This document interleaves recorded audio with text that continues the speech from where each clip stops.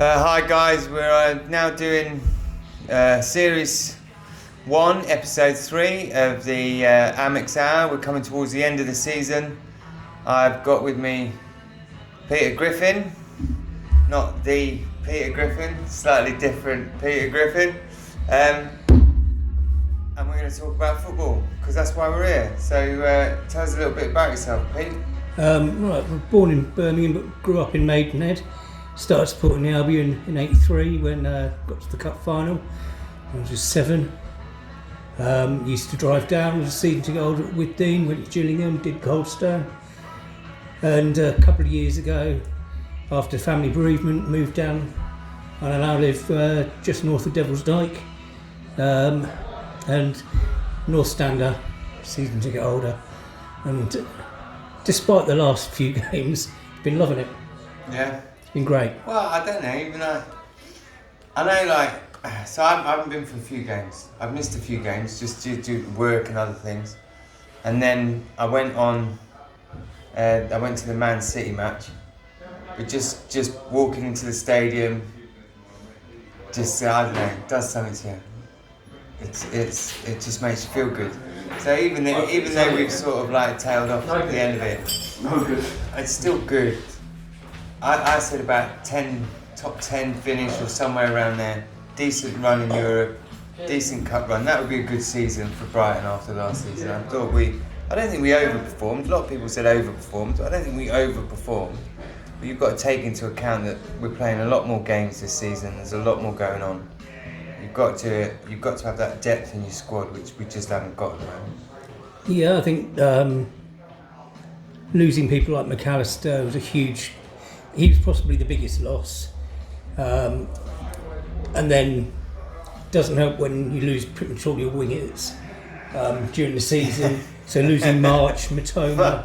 I know Solly March was a big one for me. Yeah, Solly March has just got better and better. And he changes the game when he comes on. So that when he starts, but especially if he comes on as a sub, everyone just sort of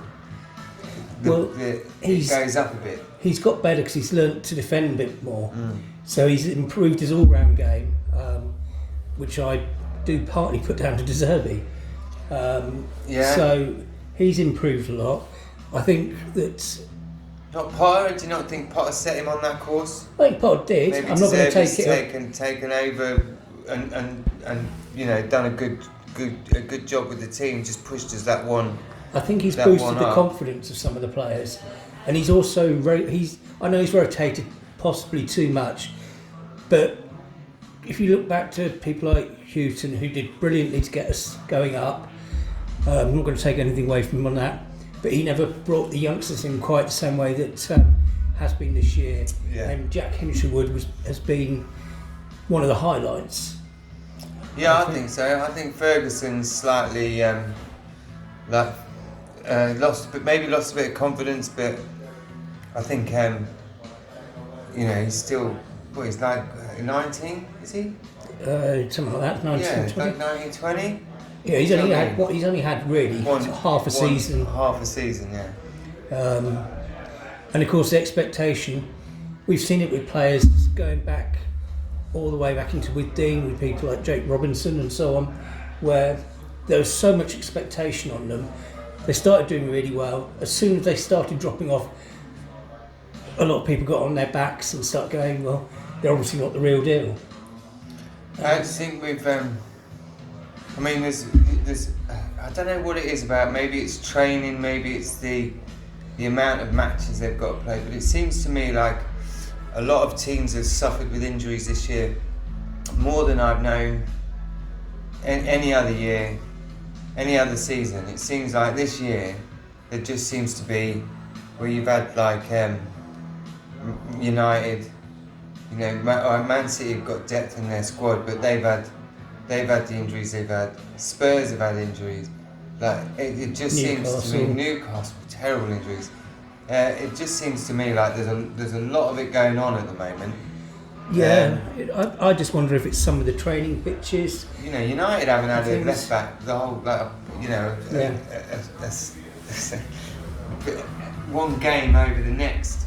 It's been someone different, and now they've got to the point where they're holding midfielders and now they're defensive players because they've got no defence left. Yeah. It's crazy. It's taken out, a lot of clubs have had it taken out of them. Again, if you think about the weather we've had as well, we've had a really, really heavy wet winter. Yeah, that's very true. So I think a lot of players, possibly the pitches have been that little bit heavier and it's just causing some slight strains.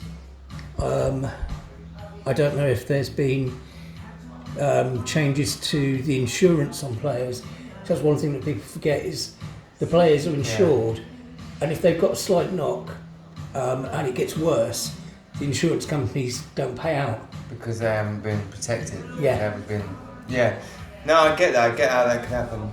I mean, for me, I don't know 100% sure if that's right, but it's something that has been mentioned before. Yeah, I mean, looking forward, players that, I mean, the sort of, I'm not saying that he's ever going to come to the club or they're even going to make an offer, but I think the sort of players that would just give Brighton that bit of stability, I'd be looking at players like Neto from Wolves.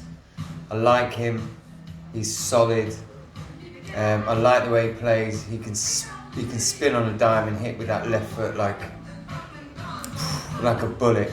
So someone like that, I'm not necessarily saying him, but I'd say him. I think defensively we've got to really, we've got to get some speed, I think, in defence. We play quite high a lot of the time. We move up the pitch and, the guys just, they don't get back quick enough and it causes mistakes, Igor, he's hit and miss. He's had a few really good games. Where all I've heard is his name being chanted through the whole game. Yeah. And then he's had games like he was against Roma in the first leg, the other night. Yeah. Yeah. I think one of the biggest problems we've got is we've got a lot of players who are around the teenage to early 20s, and we've got quite a few players who are 29, 30, into their 30s. We haven't really got that the core of a group of players who are in between. So the sort of the mid-20s. Just lean forward a little bit to the mic. Just a bit. Sorry, the mid-20s who've had experience in playing in the Premiership. Yeah. Regularly. I mean, Ross Barkley's someone I quite like the look of. Yeah. He's had a good season. He's experienced. I think he'd be available because if Luton go down. I think we've had. Defensively, we've had what's his name come from Milner, come from Liverpool. Mm-hmm. I think that we were with the loss of players like that who got like an aura. They're just dominant on the pitch because.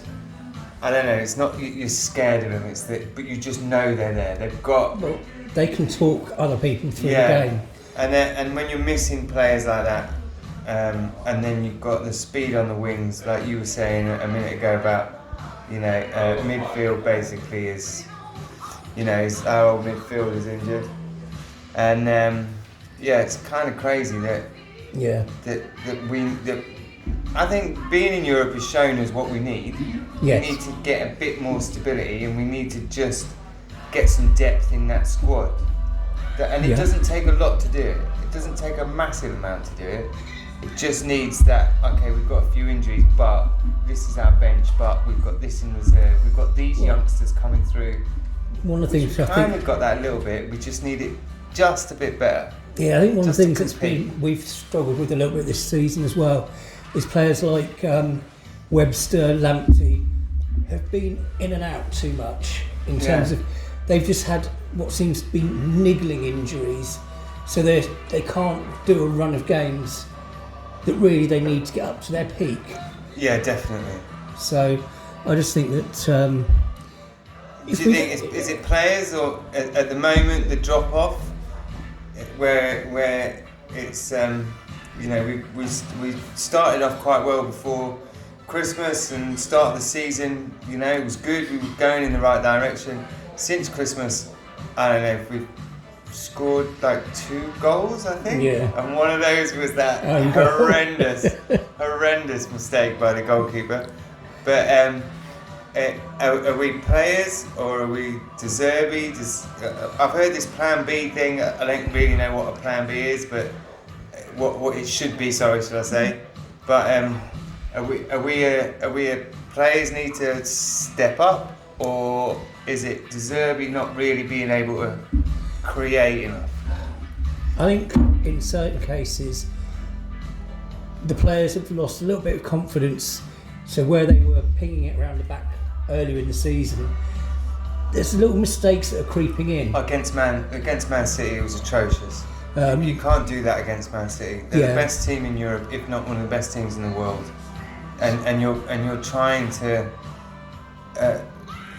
Steele, I don't know, was trying to do some sort of Ronaldinho trickery.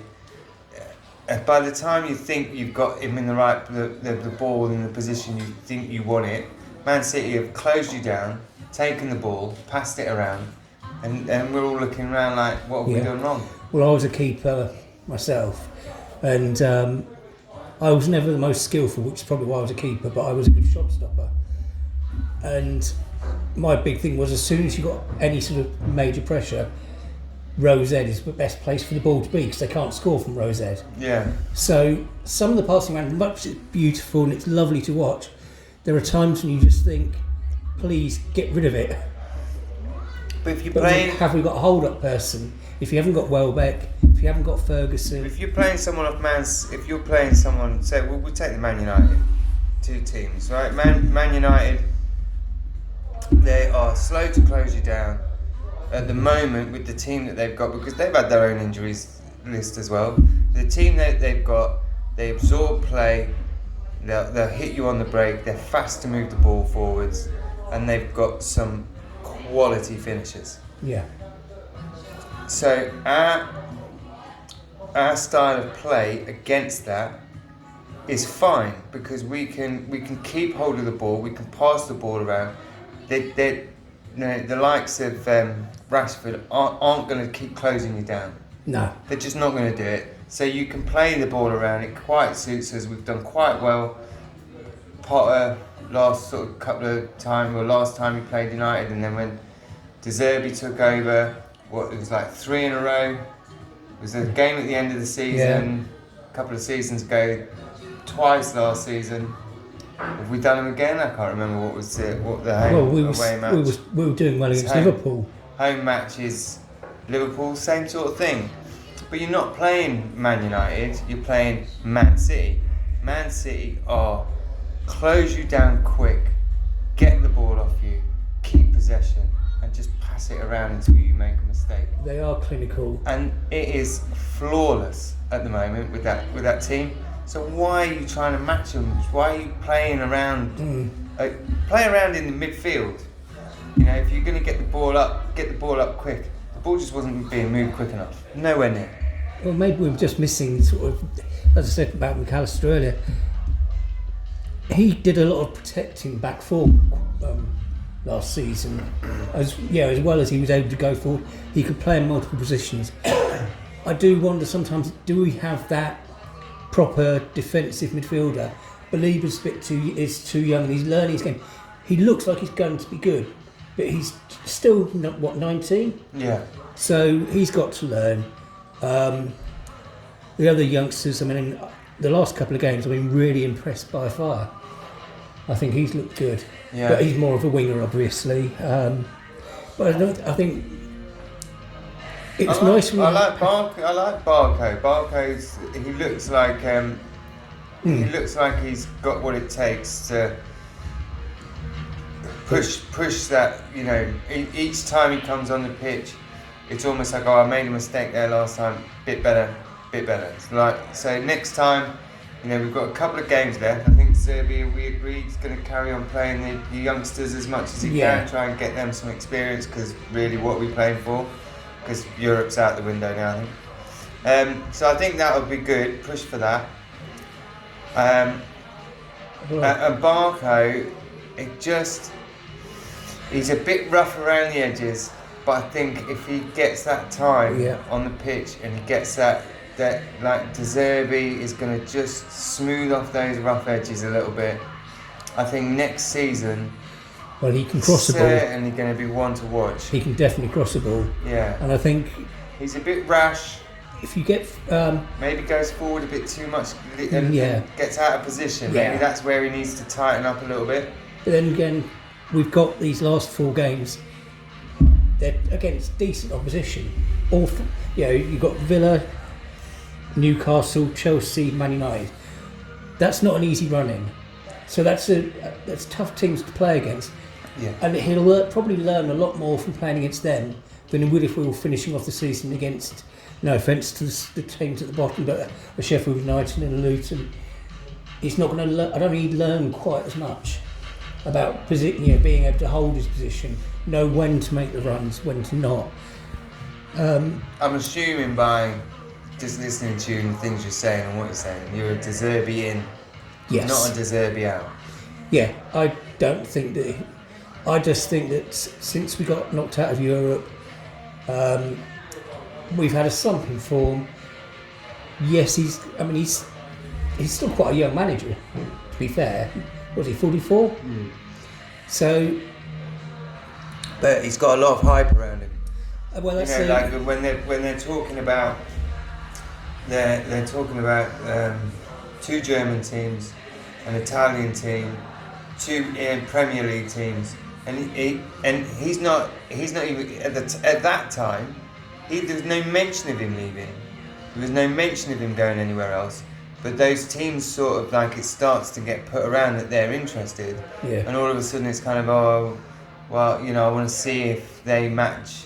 If the club's going to match what my expectations and this, that, and the other.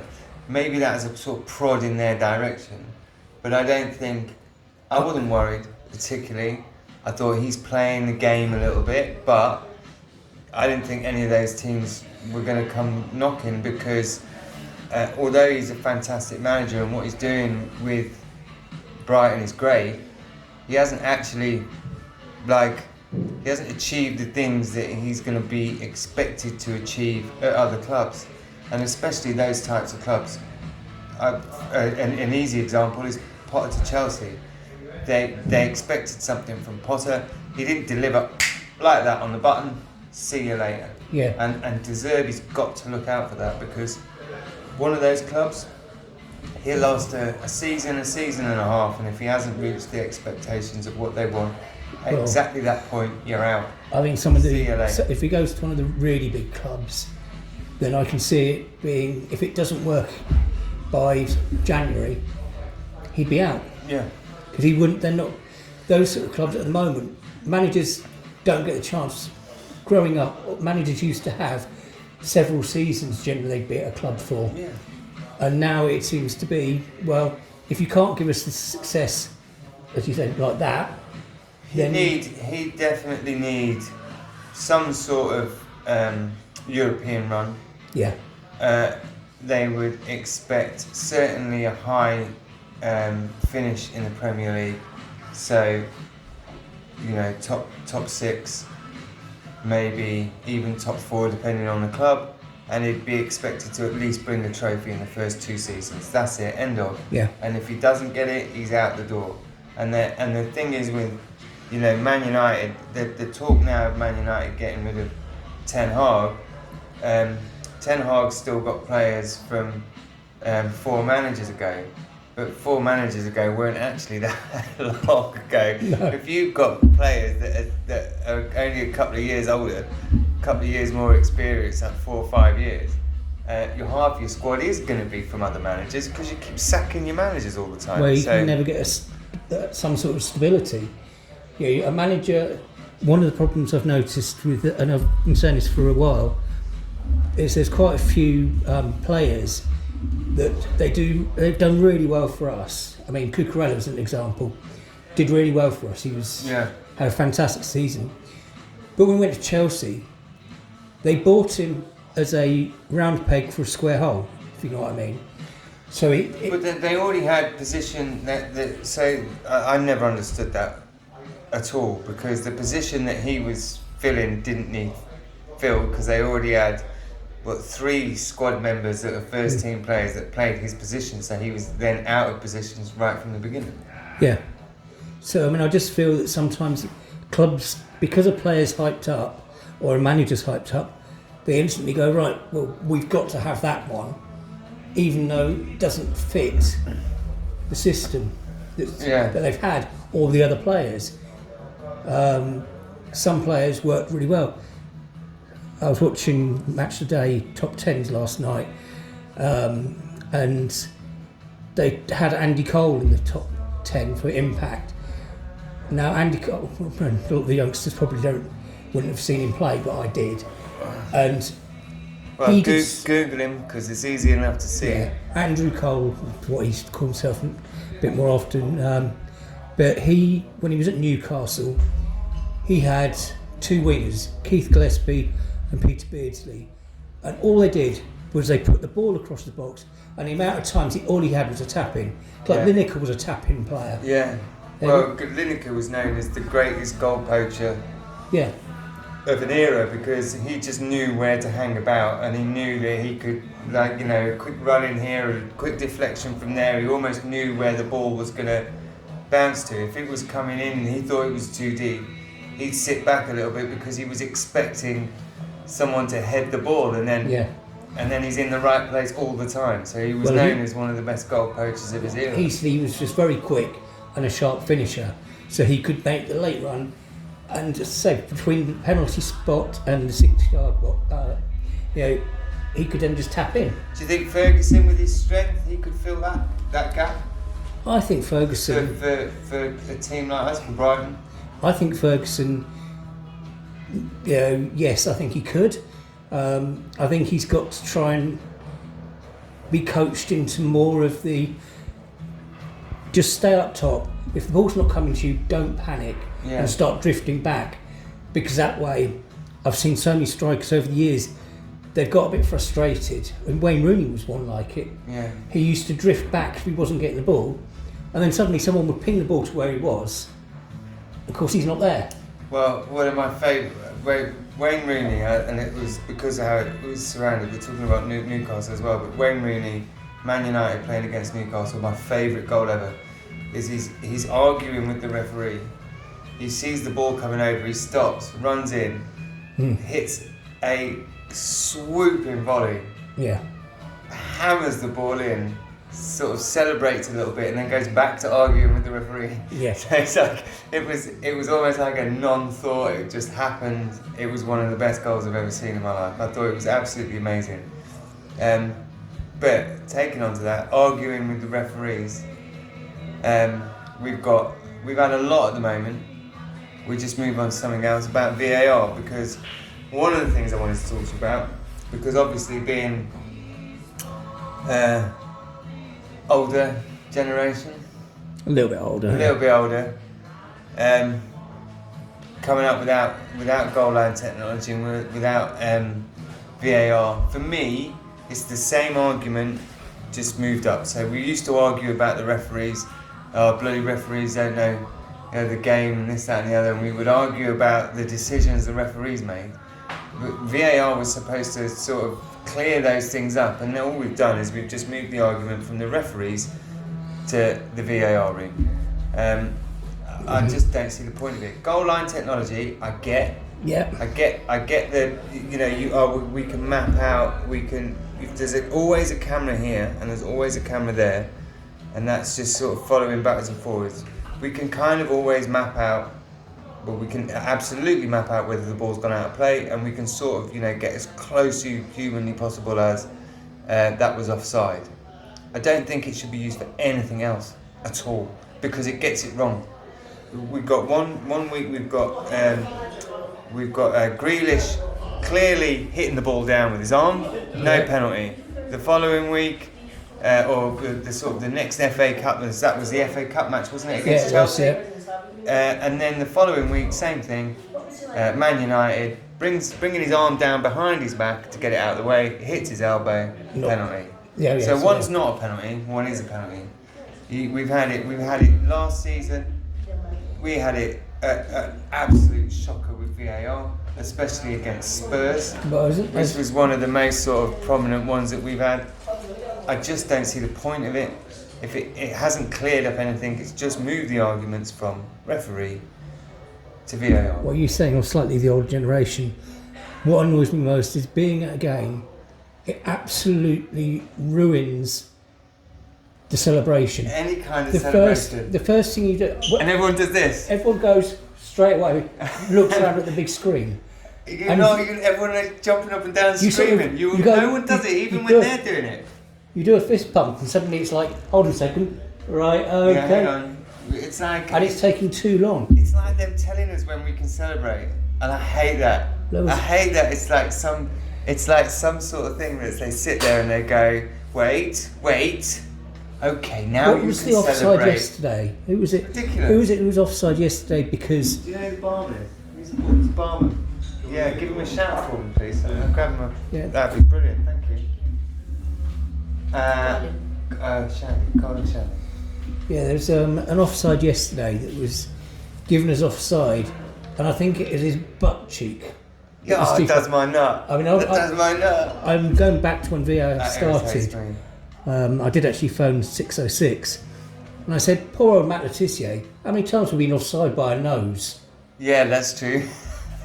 I mean, they were saying they were all complaining about it last time because what was it? And that same game actually was with Wan-Bissaka handball, which was a penalty, which wasn't a penalty, and then everyone was complaining because a slightly smaller shoe and the Coventry player would have been onside. Yeah. And it's okay. Well, that decision took swings and roundabouts. It shouldn't have been a penalty, and to me, it wasn't offside. I think that... It should be a clear and blatant advantage. Well, he's got to be... They're going, right, well, he's in line, and then his nose has come out, but his pinky toe is in line, and the camera's slightly offset, so we've got to sort of...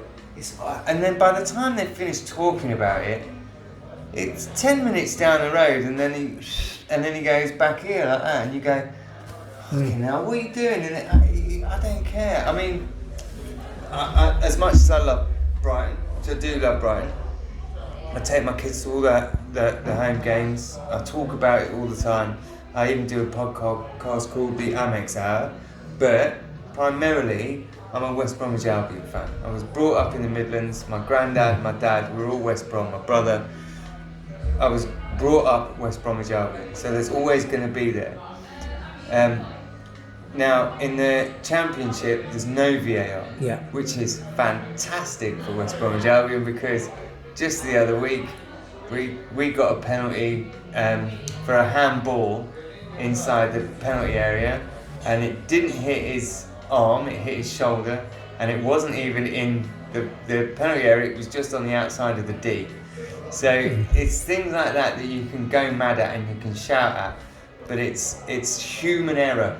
So you can argue that, you can shout at that, and you can say that referee, he doesn't know who's and the crowd are going, and half of it, you've got this little section in the corner that are all boinging up and down, and they're shouting, and then all the home fans are all yelling, and then the atmosphere, bomb, bomb, bomb, and all of a sudden it grows because there's no VAR. When there's VAR, everyone goes, yeah. And we all sit there looking at well, I can sit there and look at a TV screen at home. I don't need to go to a football match and watch the TV screen. I want to watch what's happening on the pitch. What bugs me is things like the FA Cup. Some games will have VAR, some don't. Yeah. Now, you either have it or you don't. Surely. Yeah. So I just think that until... And it's the same with European. I like some of the changes they make. So a lot of people it's in a lot, Joey Barton and all of these other things. There's a lot about the female game, female presenters, female this, female that.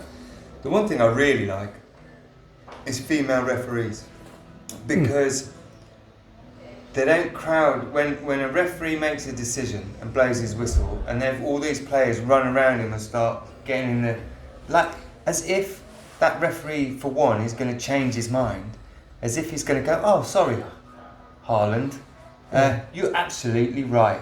In fact, Well, you see Lewis Dunk goes up to the it's referee not all a the penalty. time. In fact, you're right. But walking past the referee after the referee and just saying, "Watch out for that because that's happened. Watch out for that."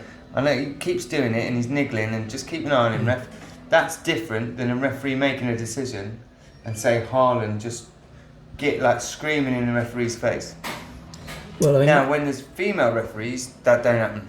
no. It doesn't happen. Oh, bless. Thank you very much. Well, It doesn't happen. So I quite like that part of it, and so there's a lot of that I really like. I really like it. Well, there was one of the things which was picked up in the Arsenal game, and that was Ben White doing the dirty tricks on the keeper. I don't know if you saw, but at the corner, what he was doing, the keeper's standing there, Ben White's behind him, he starts undoing the strap on his gloves. I was pulling. I didn't see that. I mean, what match was that? That was in the. That was this week. This was the. Oh, was it? Yeah, that was the game didn't against see that. Spurs. So, in fact, the first goal, you see it, and they've actually highlighted it. Him trying to undo the strap. If they can see that after the match, even though the match is finished, Well, he's game ban. He's been praised for it, for doing the dirty tricks. How was he praised for that? Well, you see, when I was playing, one of the things at the striker always used to do was If I'm sat there doing that and I'm doing your gloves, yeah. that's no different to kicking your boots off the back of Well, your feet. And if I did that, I'd get a yellow or a straight red for intent. Well, what it was when I was So what's the difference? playing was you used to have the striker would try and stand in front of you, and just as the ball was about to be taken, the cross to be taken. So if that's my foot, he'd go bonk with the back of his heel. Stand on so that. the back of the Push off it. studs Yeah. would hit your toes, so you're straight away going and it stops you from attacking the ball. And that to me is it's a bit sort of cheeky. Yeah, but if that gets noticed, that's a foul. Yeah. And if you're kicking the back of someone's heel, if you're stood behind, or if you're kicking the back of someone's heel, like dragging your studs, you'll get a yellow card. And in some, sometimes if you've got someone that will drop on the floor and play on it, that's a red card. Because if I'm stood there behind you and I decide I'm going to drag my foot down the back of your foot and your heel, and just try and take that top of your boot, like that. The player in front, some of them will ignore it and kick back. Some of them will dive on the floor and roll around. And now it goes to VAR, and they go, instead of just that, it goes slow motion, and they go penalty. Well, So what's the difference if I'm doing that to someone that's using their boots for their game? You're using your gloves for your game. What's the difference in me doing that? Well, that's putting someone off. So it's it should be. I mean, I don't mind the fact that he's clever enough to stand in front of the keeper or with the keeper, and then he moves away. Yeah. But he's done enough to be able to say, right, I'm stopping you making that initial movement by speed. I'm just standing saying there. it, and then There's a difference if you've got your arms out like that. and then say, even if you're just saying to yourself, okay, well that shouldn't happen, then that's fine. But then the media then saying, oh, actually that's quite clever. Now it's going to happen again and again. More people and are going again, to do it. and again. That's how I don't agree with it. But now the other one which media pissed happened me this off. weekend, I think it The was media West pissed me Ham, off enough anyway. where the West Ham keeper, I think he got fouled and he got hurt, but he sort of threw the ball out as though he's going to about to sort of do one of those kicks from the floor, sort of from his hand. He just rolled it out, and then suddenly, as the striker comes running in, he's gone and crumpled in a heap. Now the referee has blew his whistle, and they're saying that because the referee blew his whistle, it was okay for him to do that because the ball did not go in the back of the net. Yeah. If the ball got in the back of the net, slightly different. Yeah, slightly different. Yeah, It's but like there's it loads of that. There's been loads of that over the years. There's like. Well, we had the I one. mean, there's times when what was his name? He played for. I can't think of his name now. He was Italian. He played for Canio. West Ham. Paolo Di Canio. Yeah. When he was against Everton, when he caught the ball, and when the ball went in, he saw the keeper injured, and he caught the ball, held the ball away from everyone, and pointed down to whoever was on the floor injured. There's always going to be those things happening.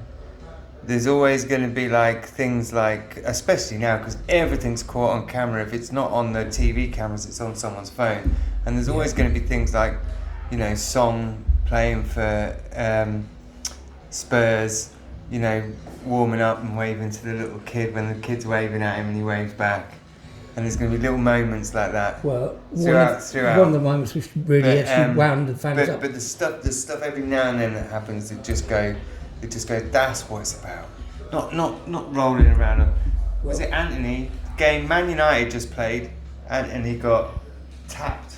Didn't he get tapped? And then he's hit the floor, but then he's rolling like my daughter does roly-polies down a hill.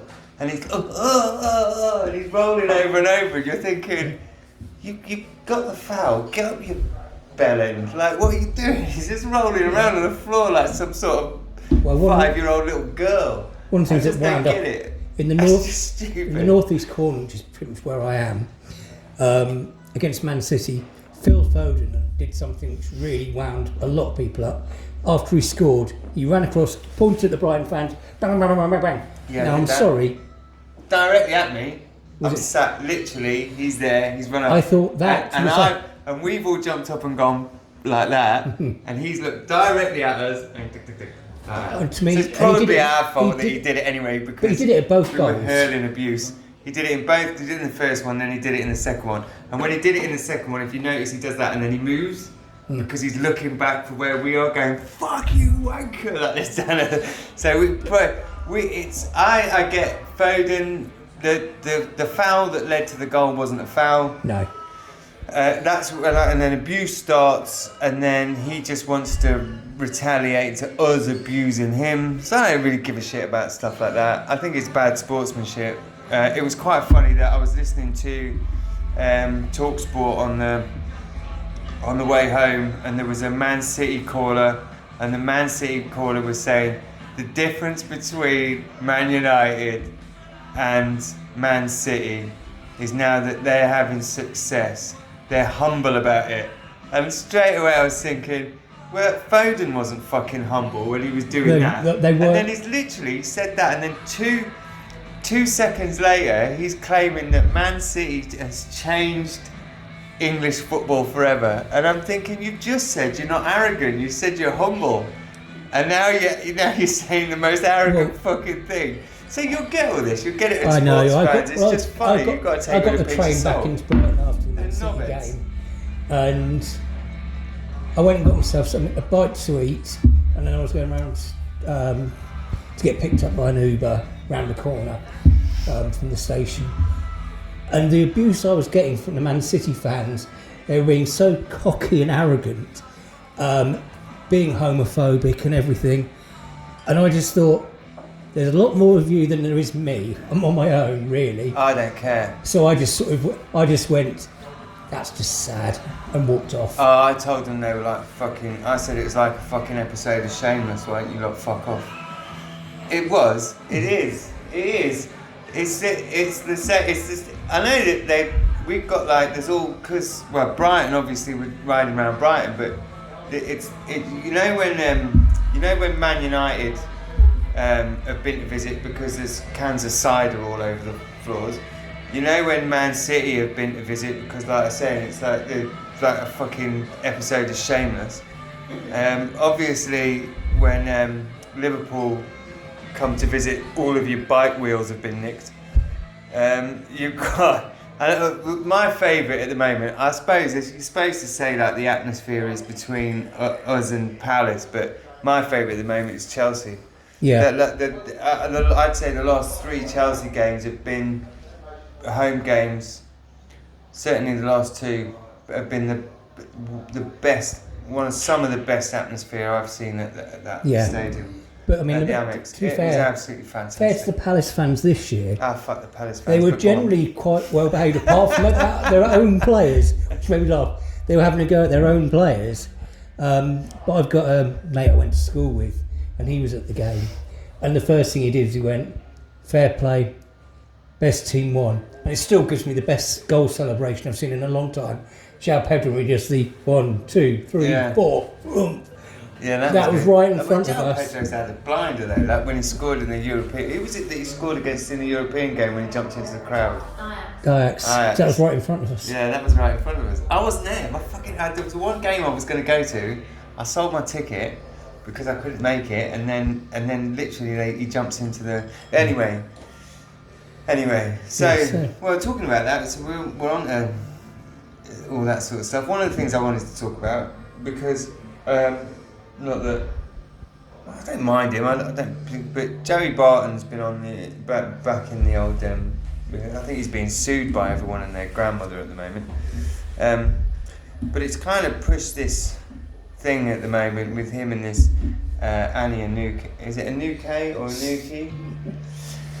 But she said sometimes I can kind of go. I agree a little bit with her. Sometimes I can agree a little bit with him. I'm kind of not. It's not that I'm not on the fence, I'm just not interested. But there is something she said that has interested me that I think is, quite frankly, a load of bollocks. So one of the things that she's come out and said recently is that English football is not safe for women. So I'm assuming she's talking about going to stadiums. I mean, I think it's absolute fucking load of shite. I think it's utter bollocks. I think it's utter bollocks. Where I sit, there's always a group of women just behind me. I go into Dick's Bar before a game, and there's always plenty of, I'd say there's about 40% of the people in Dick's Bar are female and women. There's no problems, there's no aggro, there's nothing going wrong. I've seen lots of young children, particularly young girls, who are now getting into, because of the women's football game, is getting more attention. Now, against Man City, well, the game for Man City, now I wear a scarf, people probably might recognise me, because my scarf is absolutely coated in badges, and this little girl was with her dad. Was you in the Scouts? No, no, not quite like that. You mean Brighton badges? Brighton badges, right. So they're all sort of enamel badges that I've collected over the years, going back to the Goldstone and stuff. But what's the oldest? When did you start doing that? Just quickly. I think the oldest one I've got is the Goodbye Goldstone, 1997. 97. Yeah. Fucking hell. So you've been filling that scarf up since 1997. I think I've got about, because including ones which I haven't got on there, probably got over 100. What's your oldest one? That's probably the one I've. It's difficult to tell. I can't remember exactly because there are a few which I had before. Because I had the Fans United one as well, which was before the Goldstone. So I've got a few old classics. Anyway, this while I was queuing up at half time to go and get myself believe it or not, sadly, it's a Bovril. What's sad about Bovril is it's a staple of a British diet. But so I was standing there and I turned around and they were behind me, and the two of them were looking at the badges, and this girl, she must have been about 5, 6, maybe 7, probably about 5 or 6, and the dad went, "Oh, just admiring the badges." And I said, "Well, maybe one day you can collect some." So what I did was I've got loads of scarves at home over the years. So for the Man City game, I ordered a load of badges, which was the whole squad from last season, and I brought one of my old scarves in. I'm going to make you an Amex yeah, you can do one. Badge. And I gave it to her, and despite the fact that we were losing, it absolutely made her day. Yeah. And I think they're special moments. I think a few of those are kind of like special moments. I'm not sure whether. Do you go to any of the games? Do you go every week? Every week. And do you go? I try to go as much as I can most weeks, yeah. When you go to any of the games, shout your name quick. Martin and Vic. Martin and Vic. Vic, do you go as much as you can? Yeah. And do you feel that she's nodding? And do you ever, even when there's trouble starting, do you ever feel unsafe? No. I don't understand what games that she's going to, because so I've been to a lot of football over the years, all stadiums all over the country, some in Europe. I've noticed that even when there is trouble, not even in the stadiums but out in the streets, the first thing that you've got, the ones that are causing the trouble, you're always going to have young lads fighting at football. It's football. You're kind of coming into a male-dominated space with a lot of testosterone, and you've got it's going to happen with young people that's had a few drinks. But in my opinion, from what I've noticed, when you see that happening, as soon as it starts, there's a crowd of other men that are literally there, will keep the kids, the women will go straight into protective mode. And then I've seen the women giving it more to gonna say, fuck him up, Gary! Fuck him up! Giving it all that over their shoulders. Fucking keep me away from him, I'll fucking glow, it's all that sort of stuff. And I'm thinking, well, they look pretty like I don't feel that safe. But then that's only when there's a lot of trouble starting. I think I've actually heard more women use the C word than blokes. Well, yeah. Because blokes... Well, they've got one, so they're allowed to. But I swear, I think blokes are more sort of try and be polite about it and don't want to sort of go too far. Brighton's a lot politer than most. Brighton's a lot politer than most. Yeah. Yeah, well, going to Millwall away. I think West Brom Wolves would have been about 1992, 1993, somewhere around there. We were just sort of like mixing up and down, trying to get into top flight before it became the Premier League. What year does it become the Premier League? 91, 92. It was 92. It would have been about then. It was the year we lost the playoff final, wasn't it? Yeah. We would have gone into the Premiership for the first year if we hadn't lost to Notts County. Well, the fact that it wasn't a corner for their first goal. Oh, here we go. So he's still bitter about it. Still bitter, and he is still Colin Wanker to me. For all those who don't know. But yeah, there's that, and I've seen that break out. I mean, that was the most recent one, was the FA Cup match. I mean, like when I was talking to my wife, and she was saying about all this stuff, and I said to her, yeah, well, it's kind of different. I would never take the kids to West Brom Wolves. And she said, why, is it that bad? And I was thinking, yeah, I mean, it's in English football. In Scottish football, there's obviously that you've got the firm, but in English football, yeah, it's about as bad as it gets. And where you see all of these derbies happening all over the place and there being no trouble, and as soon as there's West Brom Wolves, it kicked off. They had to pause the match.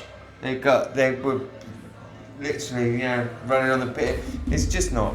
And they all work with each other. They all work in the same areas, they all work and live around each other. But then there's something about football that just sends you into a kind of fuck you mode. But even in that, what happened? But that's what I'm saying. The first thing that happened is the ones that were fighting, the ones around them. The first thing that happened is it was a circle around them, protect one of the players to pass the kids. Well, it was right in that corner, that sort of lower part of the corner. Yeah, but it's the lower part of it where the players' kids and wives, still players' wives, if they've got kids, they're sitting there. So he went and got his kids out of the thing, they passed them down to him. It was all, it was protective. I forget the woman's name. Lucy. She should have gone to the velodrome in Marseille for the Marseille Brighton.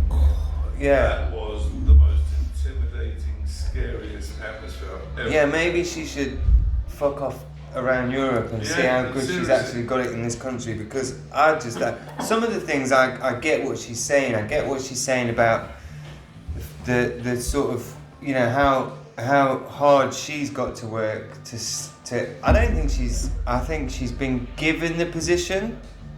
So I'm not saying that there's no sort of what is it called, DEI or whatever it's called. I'm not sure she hasn't been given it because of certain reasons, but they've got to fill quotas. Whether or not she has or not, I don't know, but she's got to still work hard to keep that position. Like, you know, everyone makes a few little mistakes here and there, but she's given that position, and people will say, oh, wow, she only got it because she was black, or she only got it because she was a woman.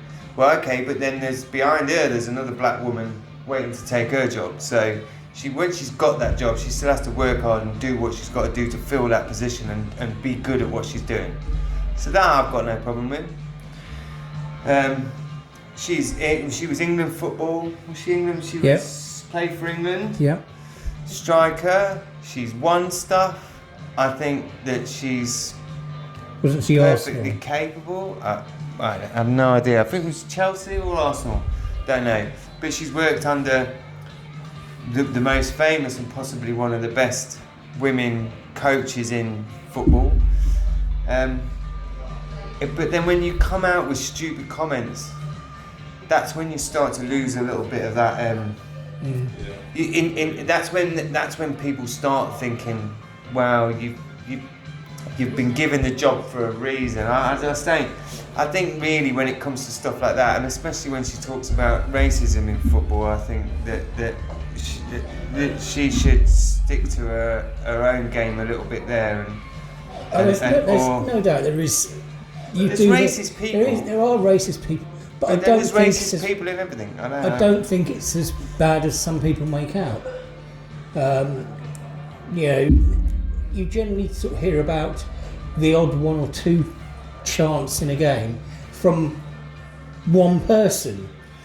I don't think you even get that anymore. I think that... No, I'm good, thanks.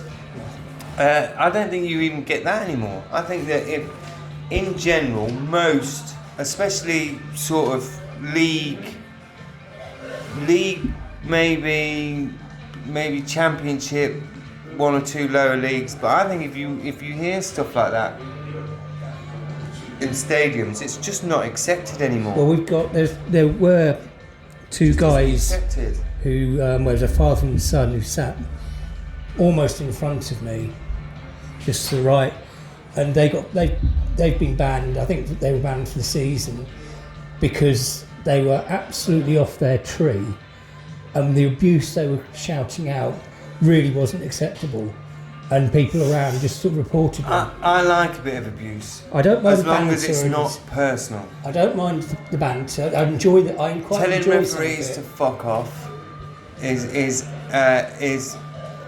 what we should be able to do. We should be able to yell at linos. Yeah. We should be able to yell when the opposition are in front of us about to take a corner. We do all of that stuff. It's good fun, and it's a bit of,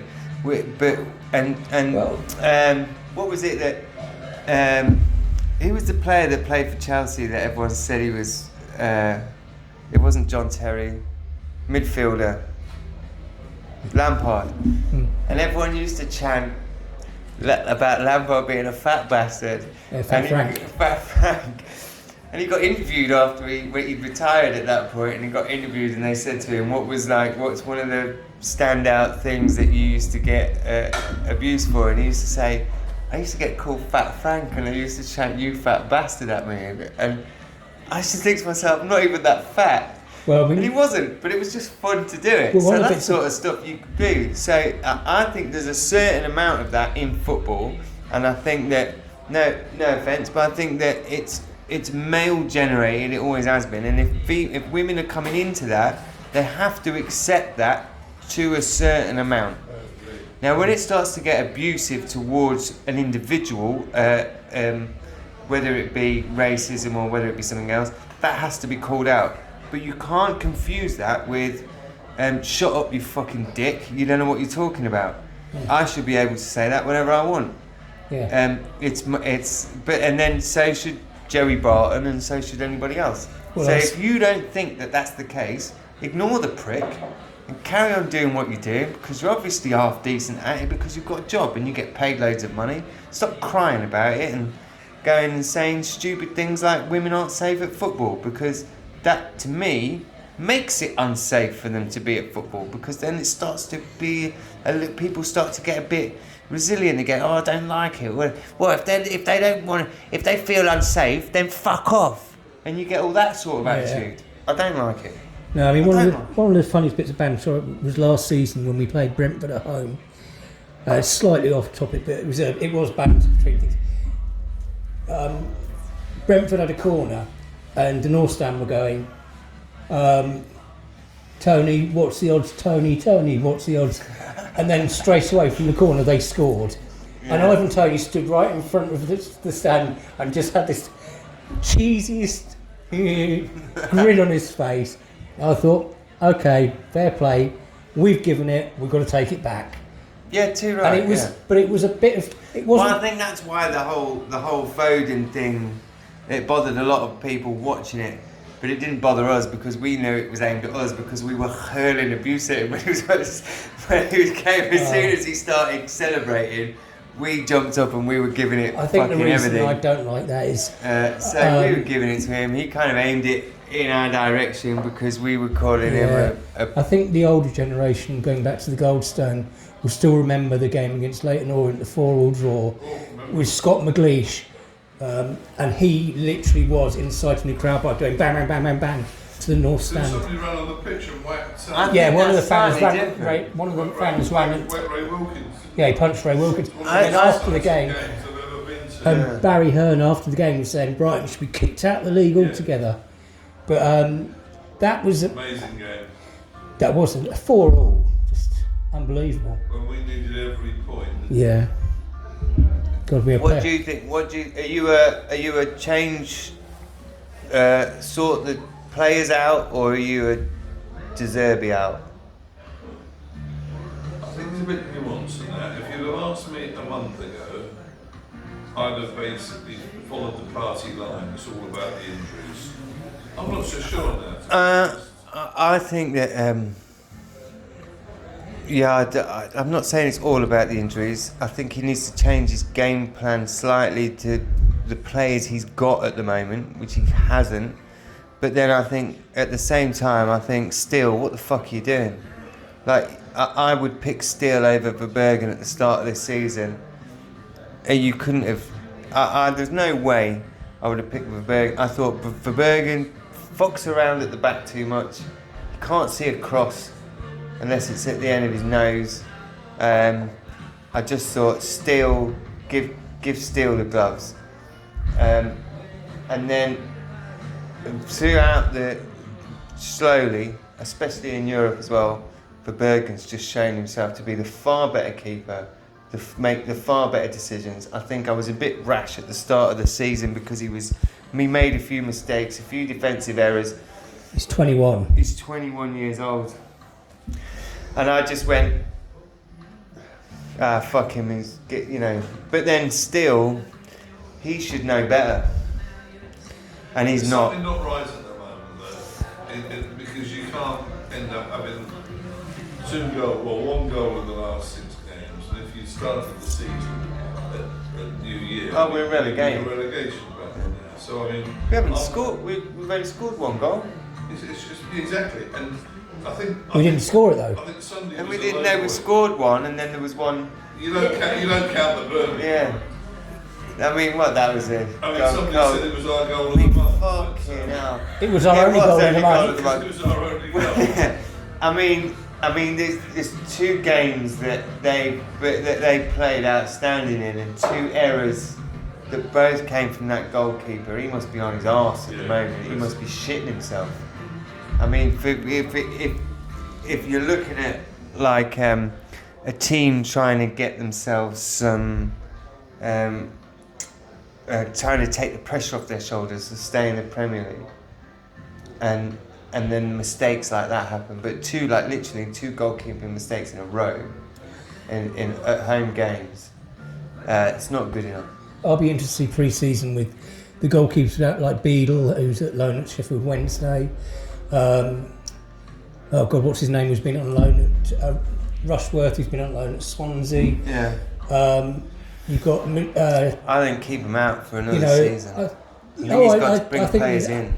I think think he's got to they've- bring players in, give those players another season out, Yeah, and then bring them. I'll just be interested to see if they do get involved a little bit in the friendlies and looked at, or whether it's a straight decision that Yeah. they're going back out. Do we sign another keeper? One. You've got your De Zerbi now. Yeah. De Zerbi. All hail I'm De Zerbi. not quite as good looking, but Better looking. Don't put yourself down. De Zerbi's like a frog. Anyway, so just a frog with a beard. Keeps jumping up and down. No, I love De Zerbi. Don't. I'm fully on the De Zerbi train. I think we should keep the same manager. here. But you've got De Zerbi now. You are De Zerbi's brain. You're going to make the decision. You can go anywhere in the world. You can go to any club and you can have any player, but you're only allowed to pick one that's going to make the difference to the squad that we've got now. So you can go anywhere. Are we going to do this in time as well? Or are we just saying anywhere at this moment? Yeah. You're not allowed to choose Dale Stevens. You're not allowed to choose Dale Stevens. So anywhere, any player in time, ever, dead or alive, retired, doesn't matter, you can pick them up in their prime and go into the Brighton squad. You're going to make the biggest difference. Wayne Bridge. It's Wayne Bridge. Wayne Bridge. I fit his Paul. I fit Wayne Bridge's Paul doors. I fit Wayne Bridge's Paul doors. His pool room. I put his doors on for him. Hello, Pat. How are you, mate? So right, we've got 1 minute. 1 minute. Well, this is it then. The last well, minute. the problem is there's so many different players in different positions, different eras. Some people would, I could turn around and say Pele. People would say, "Oh, that's a different type of football." I could say, Yeah, but fuck everyone else. Just you. You now. You go. That player. I can just see that player sitting into this squad. I would say possibly Eusebio, Portuguese. Yeah. I'm going Shilts. This week. Shilton, that's who I'm picking. I'd take That's a good Shilts and shout. I'll put him in goal and he will run that squad from the back like no one else can. So I'm going Shilts. Who have you gone? Eusebio, Portuguese. Maradona. Fuck me, we're going to have a good team. If we can get them three in. We've signed you, haven't we? We are, yeah. Sorry, Right, guys. got him back there. Sorry, look, it's because she's a woman, you see, and I'm a misogynist. Sorry, but who did you say? Mbappe. And Mbappe, yeah, we know why. It's the thighs. So anyway, thanks for listening. At the moment we're only on YouTube and TikTok, but it's the Amex Hour on YouTube and the Amex Hour on TikTok. Feel free to send stuff, comment, share, like, subscribe, and all of that bollocks. And then we're going to come and do another one. So it's Monday night now. This will go out tomorrow. And when I've edited the fuck out of it, so you can get all my swearing out.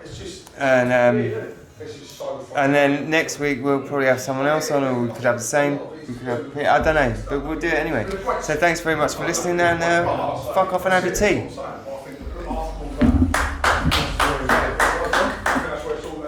Is this your first one? No, this is the third one. It's my first.